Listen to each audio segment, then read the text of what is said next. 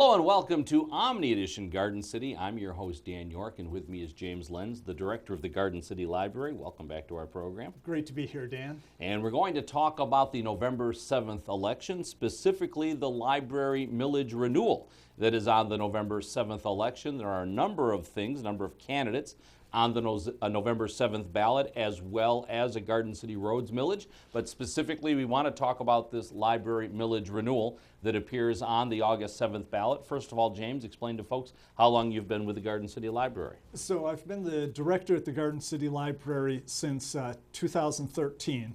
And briefly before that, I was at the Inkster Library. And before that, I was director here from 2008 and 2011. So a pretty long history with the City of Garden City and our library. Yes, absolutely. So currently, the Garden City Library housed in the Maplewood Community Center. Correct. And is in the end, if you will, of a 10-year millage that you're currently using as your operating budget. Exactly. Explain that to folks. So in 2011, the city, with the financial difficulties that we were facing, couldn't continue to fund the library through the general fund appropriations. So the citizens petitioned to have a dedicated millage to fund the library, and that passed in that November. And that's where the bulk of the funding to run the library has been coming from since then.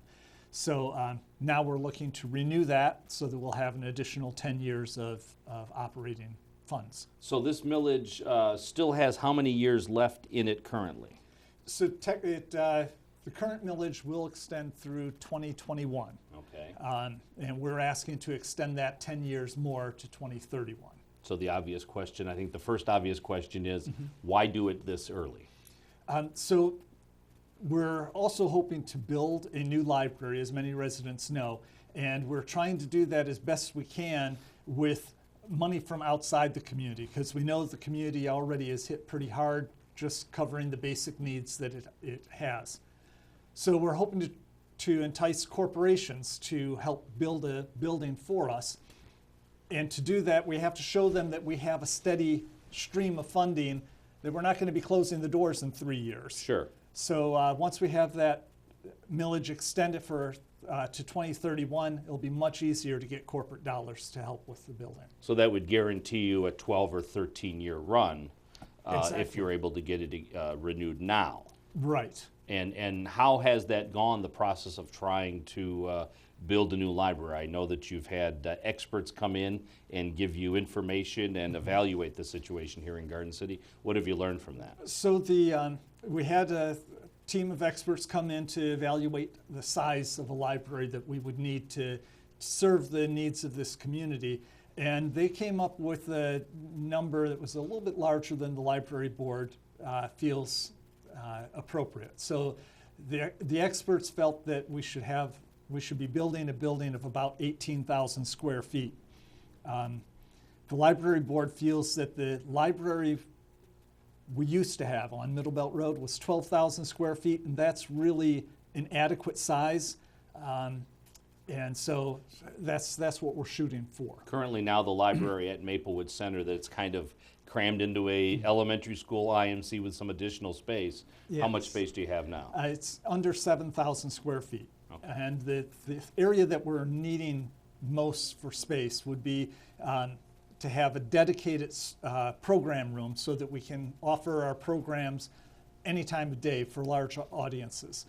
Right now we're limited for large audience activities. We have to do that in the evening, 2 o'clock on, when the senior lunches are all done and we have the ability to use the community room.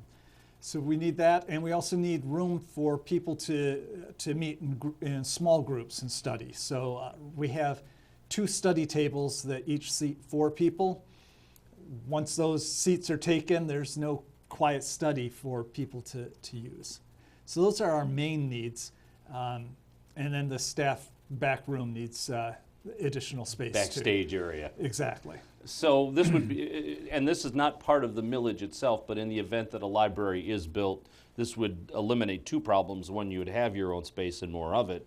and then the Community Resources Department and the Maplewood Center people could then take over that space that you now occupy to be able to do more programming there. Right, and that's something that they really need the space too. It's been a challenge for the two departments to cohabitate in that building. Sure. Because our needs sometimes conflict. But they do so many wonderful things at the Maplewood Center, and they could just expand on that. So again, what we're talking about here, though, is not the construction of a new library and not that capital outlay. We're talking about the operating millage that is up for renewal in November 7th. Exactly. So all of the rest, that's just futuristic goals Sure. that we're hoping to get to. But none of that matters if we don't have funds to run the day-to-day. And so that's what we're asking people to approve. How much would the millage be, or it's a millage now, so it's a renewal. How much would the renewal be for?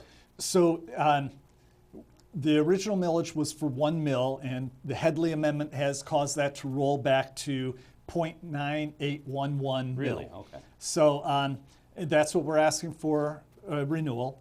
And if you want to figure out how much that would be for you individually, just look at your summer tax bill. What you paid this year, it's going to be about the same, a little bit up and down depending on how your taxable value For the library goes. millage. But the library millage portion of it, is listed right on your bill. Sure. It will stay the same. Okay. All right. And how is the library funded now? Is it entirely from that operating millage? Not entirely. The operating millage covers 89% of our operating funds. We also get a small portion from the courts. It's called penal fines. A portion of the fines you pay at the court go to public libraries. And we get about 3% of our budget comes from state aid.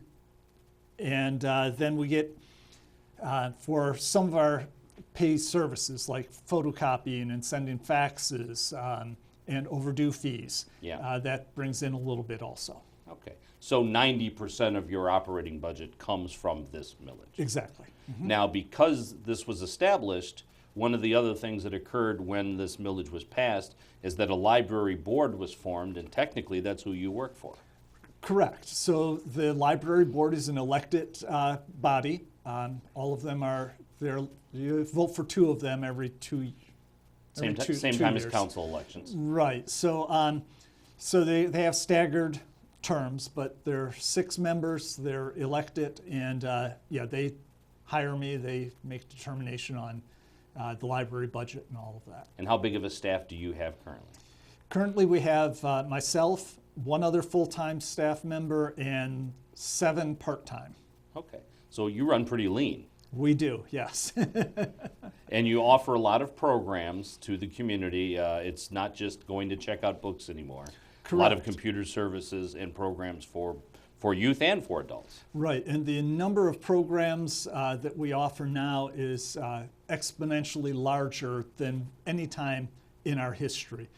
Even going back to when we were on Middle Belt, we're checking more items out than we did then. We're having more programs and more attendance at the programs. My staff has just been fabulous in managing all of that. Okay. And you talk about going back to the library. Did you ever work in the old library at Middle Belt? Yes, I was a adult services librarian at Okay. at the Middle Belt location from '98 forward. So it's a good tenure there. And the library has been at the Maplewood Center since when now? 2006. Since 2006. Okay. If this renewal were to not pass, what would it be? So as we said, 90% of our operating funds do come from the millage.